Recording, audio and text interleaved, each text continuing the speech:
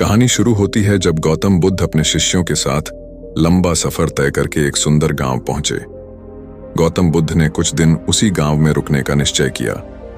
गौतम बुद्ध के आने का समाचार गांव में आग की तरह फैलने लगा और कुछ ही देर में गौतम बुद्ध के आसपास लोगों इकट्ठा होने लगे और जमावट बढ़ने लगा। लोग कई तरह की समस्या लेकर वहां आने लगे। तभी एक बुजुर्ग रोते हुए गौतम बुद्ध के पास आए और कहा है, तथागत, मेरा बेटा कुछ काम नहीं करता, गरीबी और कठिनाइयों के लिए ईश्वर को दिन रात कोसता रहता है। जब मैं समझाता हूं तो मुझसे ही बहस करने लगता है और घर का माहौल खराब हो जाता है। तथागत, मैं जानता हूं कि वह अपना नुकसान कर रहा है, लेकिन मुझे समझ नहीं आता कि मैं उसे सही रास्ते पर कैसे लाऊं। गौतम बुद्ध मुस्कुराए और बुजुर्ग व्यक्ति से बोले, आप कोई बहाना बनाकर अपनी बेटा को मेरे पास ले आइए। बुजुर्ग व्यक्ति ने कहा, तथागत, मेरा बेटा किसी की बात नहीं सुनता, सबसे बहस करता है। मुझे डर है कहीं वो आपको भी कोई गलत बात ना कह दे। बुद्ध मुस्कुराए और बोले, चिंता मत करो, तुम बस उससे कहना कि मैं उसकी सारी समस्याओं का समाधान कर दूंगा। गौतम बुद्ध की बात सुनकर कुछ लोग बुजुर्ग के साथ उसके बेटे को बुलाने के लिए चल पड़े। दोपहर का समय था, लड़का अपने कमरे में सो रहा था। घर पहुंचते ही सबने उसे जगाया और उसे समझाना शुरू किया, लेकिन लड़का साथ चलने को तैयार नहीं हुआ। वह बस एक ही बात दोहराता रहता कि सारे साधु पाखंडी और नकली होते हैं, मैं इनकी बातों में आने वाला नहीं। लेकिन जब गांव वालों ने उसे बताया कि बुद्ध उसकी हर परेशानी का समाधान कर देंगे, तब जाकर वह गौतम बुद्ध से मिलने को राजी हुआ।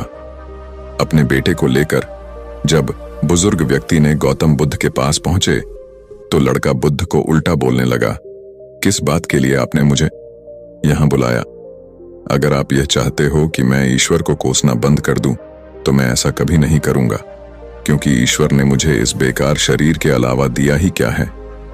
धन जो शरीर के लिए जरूरी है वह तो मुझे मिला ही नहीं। अगर आप मेरी धन की समस्या खत्म कर सके तो ठीक है, नहीं तो अपना बेरिया बिस्तर समेटिए और आगे बढ़िए। लड़के की बातें सुनकर गौतम बुद्ध मुस्कुराने लगे और बोले, मेरी दोस्त, मैं तुमसे ईश्वर की कोई बात नहीं करता, लेकिन याद रखो कि व्यक्ति के सुख और दुख का कारण उसके कर्म ही होते हैं।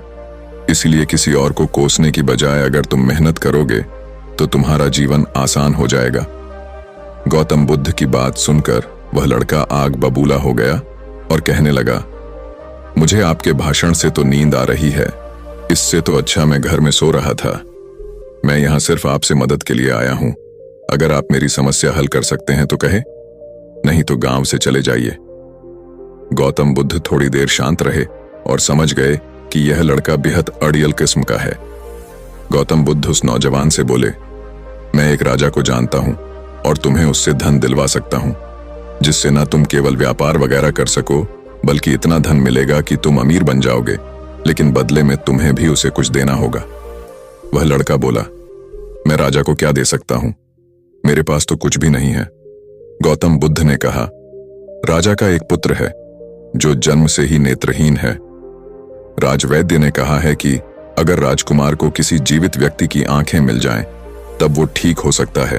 अगर तुम अपनी दोनों आंखें राजकुमार को दे दो तो राजा तुम्हें तुम्हारी वजन के बराबर सोने के सिक्के देंगे, फिर तुम अपना जीवन आराम से बिता सकते हो।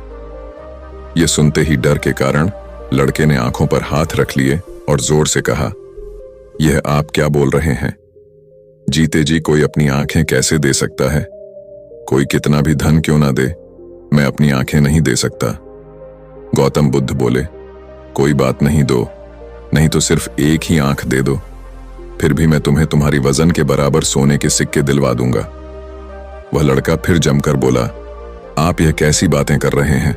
मुझे सोने का चाहे जितने सिक्के मिल जाएं, मैं अपनी एक भी आंख नहीं दे सकता। मेरी आंखें अनमोल हैं। गौतम बुद्ध ने कहा, अगर तुमको और धन चाहिए तो बोलो, राजा मना नहीं करेगा। तो लड़का बोला, मेरी आंखें अमूल्य हैं, कृपया आप यह कहना बंद कर दें, मुझे किसी भी कीमत पर अपनी आंखें नहीं बेचनी। लड़के की बात सुनकर गौतम बुद्ध ने कहा, मेरे प्यारे दोस्त, अभी कुछ समय पहले ही तुम अपने शरीर को बेकार कह के कोस रहे थे और अब तुम कह रहे हो कि तुम्हारी आंखें अनमोल हैं। आंखें तुम्हारी शरीर का छोटा सा हिस्सा है अगर तुम्हारी आंखें अनमोल है तो तुम्हारा शरीर कैसे बेकार हो सकता है? अगर शरीर तुम्हें अनमोल लगता है तो तुम्हारी बुद्धि की क्या कीमत है? अगर यह सब अनमोल है तो जीवन शक्ति जो तुम्हें जिंदा रखे हुए हैं उसकी क्या कीमत है? सबसे बड़ी ताकत पहले से तुम्हारे पास है। गौतम बुद्ध के शब्द सुनकर उस लड़के की आंखों में आंसू आ गए। वो तथागत के चरणों में गिर के रोने लगा। फिर कहा, मैंने बहुत बार कोशिश की लेकिन मैं कुछ कर नहीं सका, इसीलिए मैं इतना हताश और कड़वा हो गया। बुद्ध ने लड़के को उठाया और कहा, मेरे दोस्त, इंसान का जन्म बहुत कीमती है। केवल इंसान के पास ही इतना विवेक होता है कि वो सही गलत में अंतर कर सकता है। ताकतवर पशु पक्षियों में भी यह स्वतंत्रता नहीं है। इसीलिए अपने शब्दों की ताकत को पहचानो और किस्मत को कोसना बंद करो। जब सर पर परेशानी आती है तो हम सब नकारात्मक हो जाते हैं और भूल जाते हैं कि हमारे पास कितनी सारी कीमती योग्यताएं हैं। गौतम बुद्ध कहते हैं कि बनाने और मिटाने दोनों की शक्ति हमारी शब्दों में है। जब शब्द सच्चाई और दया से भरे होते हैं तो पूरी दुनिया को बदल सकते हैं। इसलिए गौतम बुद्ध आगे कहते हैं कि अपनी जुबान को अच्छे शब्द सिखाओ, अपने मन को अच्छे विचार सिखाओ, आंख, कान, नाक सबको प्रशिक्षित करो। इंद्रियां बहुत अच्छी दोस्त बन सकती हैं। यह हमको दुखों से पार ले जाएगी और जो चाहे हम प्राप्त कर सकेंगे। यह सब हम ध्यान, योग, प्राणायाम, विपश्यना से सीख सकते हैं। उम्मीद करते हैं आपको हमारी मोटिवेशनल स्टोरी गौतम बुद्ध की प्रेरणादायक कहानी पसंद आई होगी।